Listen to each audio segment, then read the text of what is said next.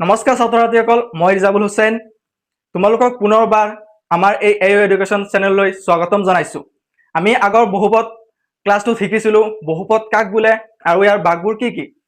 আমি আজিৰ এই ক্লাছত শিকিম বহুপদৰ শূন্য ওলোৱা আৰু এই শূন্যৰ সমষ্টিবোৰ ওলোৱা। আজি আমি উদাহৰণ 2ৰ পৰা আৰম্ভ কৰিম। বলক আমি আৰম্ভ কৰোঁ। ইয়াত দিয়া আছে উদাহৰণ 2, x² + 7x + 10 দ্বিঘাত বহুপদটোৰ শূন্যবোৰ ওলোৱা আৰু এই শূন্য আৰু সহগবোৰৰ মাজৰ সম্পৰ্ক ওলোৱা। আমি কেনেকৈ ওলাম বলক চাওঁ। বহুপদটো কি দিয়া আছে? বহুপদটো দিয়া আছে x² + 7x + 10। আমি এই মাজৰ যোনটো পদ আছে এই পদটোক আমি এনেকে ভাঙিম যাতে প্লাছ কৰিলে 7 হয়, কিন্তু প্লাছ কৰিলেতো 7, 4 + 3 কৰিলেও 7 হয়, 5 + 2 কৰিলেও 7 হয়, কিন্তু আমি কেনেকে ভাঙিম তাৰ কিছুমান নিয়ম নীতি আছে। বলক চাওঁ। এই x² আগত কি আছে? 1 এটা আছে। এই 1 দি আমি কি কৰিম? +10ক ফাৰ্ষ্টে পূৰণ মাৰিম। 1 পূৰণ 10 কিমান হৈছে? 10। আমি এই 10ক চুটিৰ হৰণৰ সহায়ত এনেকে ভাঙিম যাতে প্লাছ কৰিলে 7 হয়। ফাৰ্ষ্টত আমি 2 দি চাম। 2 দি চাওক কিমান হয়? 2 পূৰণ 5 10 আৰু 2 + 5 = 7, গতিকে মিলি গ'ল। চ' x² + 2 + 5 লগত কি আছে? x এটা আছে, xটো বাহিৰত হ'ব +10। এতিয়া x² + পূৰণ হ'ব 2x, এবাৰ 5ৰ লগত। এতিয়া আমি এই দুটাৰ পৰা আৰু এই দুটাৰ পৰা কমন ল'ম। কমন কি আছে? ইয়াত কমন x আছে, ইয়াতো x আছে, ইয়াতো x আছে, গতিকে কমন যোনটো আহিব সেইটো x আহিব। ইয়াৰ পৰা x এটা ল'ম আৰু এটা x ইয়াত থাকিব, কাৰণ ইয়াত আছে x², গতিকে ইয়াত আৰু এটা x থাকিব। এটা x আছে যদি ইয়াত বহিব আৰু প্লাছ আছে প্লাছ, ইয়াৰ পৰা এটা x আহি গ'ল, গতিকে ইয়াত আছে অনলি 2, এই 2টো ইয়াত বহিব। মাজত কি আছে? প্লাছ আছে, গতিকে প্লাছ হ'ব। এতিয়া চোৱা এই দুটাৰ পৰা কি কমন আহিব? ইয়াত আছে 5x, ইয়াত আছে 10, 5 চোৱা 10ত যায়, গতিকে 5টো আমি কমন ল'ব পাৰোঁ, গতিকে ইয়াত আহিব 5। 5ৰ লগত কি আছে? x এটা আছে, xটো বহিব। ইয়াত আছে প্লাছ, প্লাছ আছে প্লাছ হ'ব। 5 10ত কেইবাৰ যায়? 5 10ত আমি জানো যে দুবাৰ যায়, এই 2টো ইয়াত বহিব। এতিয়া চোৱা এইটো আৰু এইটো সেম, আমি সেম থাকিলে দুটাৰ পৰা এটা লওঁ, x + 2, আৰু যোন দুটা বাহিৰত আছে সেই দুটাক আমি একেলগে কৰিম, x + 5। এতিয়া আমি এই দুটাৰ শূন্য ওলাম। শূন্য কেনেকে ওলাই? x + 2 = 0, xটো আমি ৰাখিম আৰু প্লাছৰ 2টো যোনটো আছে সেইটো লাহেকে ইকুৱেলৰ সেইফালে লৈ যাম। প্লাছৰ 2 যদি আমি ইকুৱেলৰ সেইফালে লৈ যাওঁ তেতিয়াহ'লে সদায় -2 হ'ব। সেম তেনেকে x + 5 = 0, xটো আমি এইফালে ৰাখিম আৰু প্লাছৰ 5টো যোনটো আছে সেইটো আমি ইকুৱেলৰ সেইফালে লৈ যাম। ইকুৱেলৰ সেইফালে যদি লৈ যাওঁ সেম মাইনাছৰ হৈ যায়, গতিকে প্লাছৰ 5টো যোনটো আছে সেইটো মাইনাছৰ হৈ যাব। এতিয়া আমি ওলাম ইয়াৰ মাজৰ সম্পৰ্ক। এতিয়া চোৱা, এতিয়া আমি ওলাম শূন্য দুটাৰ সমষ্টি। সমষ্টি মানে কি? যোগ কৰা। এই শূন্য দুটাক আমি যোগ কৰিম। শূন্য দুটা কি আছিলে? এটা আছিলে -2, সমষ্টি মানে যোগ কৰা, যোগ -5, -5। চোৱা -2 সেম আহিব, -2 প্লাছে মাইনাছে কি হ'ব? মাইনাছ। -2 আৰু -5 কিমান হ'ব? টোটেল -7। চোৱা আমি জানো যে প্ৰতিটো সংখ্যাৰ তলতে এটা 1 এটা থাকে, 1 এটা থাকে, গতিকে ইয়াতো 1 এটা আছে। যেনেকে -7 তলত 1 এটা থাকিব।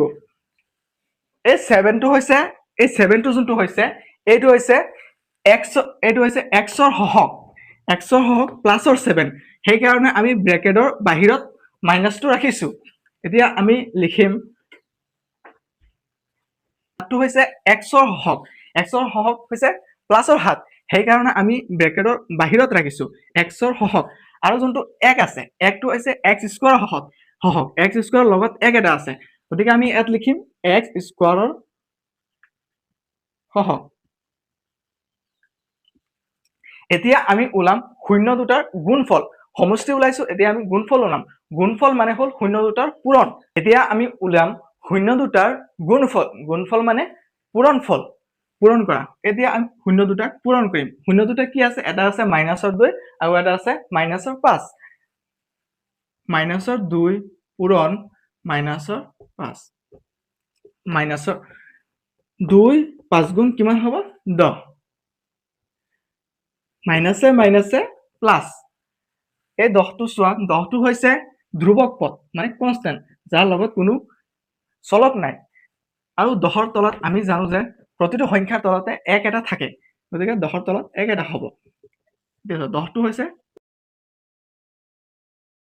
ধ্ৰুৱক পদ আৰু 1টো হৈছে x স্কয়াৰৰ হহক x স্কয়াৰৰ হহক এয়া আছিলে আমাৰ বহুপদ দ্বিঘাত বহুপদৰ শূন্য ওলোৱা আৰু এই শূন্যবোৰৰ মাজৰ সম্পৰ্ক এতিয়া আমি আৰম্ভ কৰিম উদাহৰণ 3 উদাহৰণ 3 কি আছে চাও বলা x স্কয়াৰ -3 বহুপদটোৰ শূন্য ওলোৱা আৰু এই শূন্যবোৰ আৰু হহকবোৰৰ মাজৰ সম্পৰ্ক ওলোৱা পৰীক্ষা কৰা সমীকৰণটো কি দিয়া আছে x স্কয়াৰ -3 এইখিনিতে কথা এটা আমি জানিব দৰকাৰ যে যদি আমি কিবা এটা সংখ্যা ৰুট ওভাৰ থাকে তাক যদি আমি হোল স্কয়াৰ কৰো তেতিয়া সেই স্কয়াৰ আৰু ৰুটে কেনসেল হৈ সেই সংখ্যাটো থাকে অনলি আৰু ৰুট 3 ইনটু ৰুট 3 যদি কৰো তেতিয়া হলে অনলি ৰুট 3 টো থাকে বলা আমি মেইন অংকটোলৈ মন দিও x square minus root 3 whole square আমি এই সমীকৰণটোক এনেকৈ লিখিব পাৰো ৰুট 3 হোল স্কয়াৰ এই হোল স্কয়াৰ আৰু ৰুট 3 কাটাকাটি হৈ ৰুট 3 এ থাকিব গতিকে আমি অংকটো সেমি লিখিছো এটা আমি সূত্ৰ এটা পাই আহিছিলো যে a square minus b square equal a plus b আৰু a মাইনাস b আমি এই সূত্ৰটো ক্লাস 8 বা 9 তে পাই আহিছো চোৱা এই ফৰ্মুলাটো আমি ইয়াত ইউজ কৰিম ইয়াত a কি আছে ইয়াত a আছে x আৰু b আছে -3 চোৱা a জায়গাত আছে x গতিকে আমি x লিখিম আৰু b ৰ জায়গাত আছে √3 প্লাস √3 চোৱা ইয়াত a জায়গাত আছে x মাইনাস √3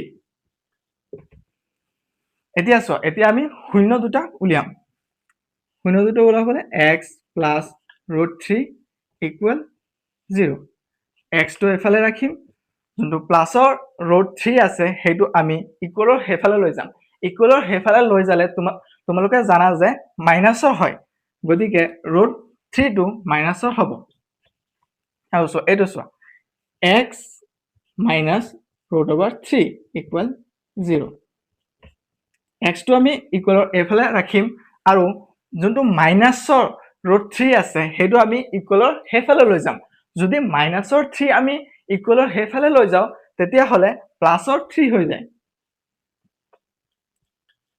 সো এতিয়া আমি শূন্য দুটা পালো এটা মাইনাসৰ √3 আৰু এটা প্লাসৰ √3 আৰু এতিয়া আমি শূন্য দুটাৰ সম্পৰ্ক পৰীক্ষা কৰিম চোৱা শূন্য দুটাৰ সমষ্টি মানে আমি জানো যে প্লাস কৰা শূন্য দুটা কি আছিল এটা শূন্য আছিল মাইনাসৰ √3 আৰু এটা শূন্য আছিল প্লাসৰ √3 মাইনাসৰ √3 প্লাসৰ √3 মাইনাসৰ √3 আৰু মাইনাসৰ √3 আৰু প্লাসৰ √3 কেনসেল হৈ 0 হৈ গল আমি জানো যে 0ৰ তলতো শূন্যৰ তলতো 1 এটা থাকে গতিকে আমি এনেকৈ লিখিব পাৰো যে 0 চোৱা 0 টো হৈছে সমীকৰণটো চোৱা x² - 3 ইয়াত কি বস্তুটো মিসিং আছে x এই শূন্যটো হৈছে x ৰ হহক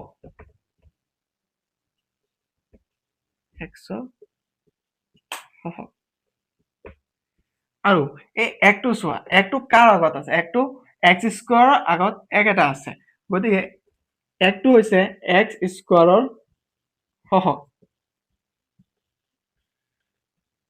এতিয়া আমি উলিয়াম শূন্য দুটাৰ গুণফল গুণফল মানে কি আছিলে পূৰণ কৰা শূন্য দুটাক আমি এতিয়া পূৰণ কৰিম এটা শূন্য আছে মাইনাছৰ ৰুট 3 ইনটু আৰু এটা শূন্য আছে প্লাছৰ ৰুট 3 যদি আমি ৰুট 3 দুটাক পূৰণ কৰোঁ তেতিয়া ৰুট 3 স্কোৱাৰ আহি যায় আৰু স্কোৱাৰ ৰুটে জানা যায় কাটাকাটি হৈ যায় অনলি 3 থাকে গতিকে ইয়াতো সেম তেনেকুৱাই হ'ব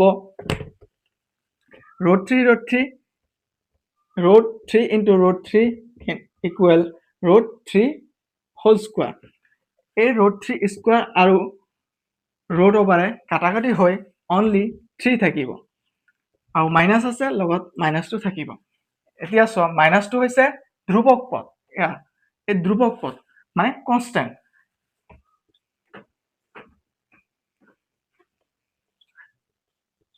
ধ্ৰুৱক পদ আৰু জানা যে প্ৰতিটো সংখ্যাৰ তলত এক এটা থাকে এই একটো হৈছে এক্স স্কোৱাৰৰ সহগ এক্স স্কোৱাৰৰ সহগ এইখিনিয়ে আছিল আমাৰ বহুপদৰ শূন্য আৰু এই শূন্যবোৰৰ মাজৰ সম্পৰ্ক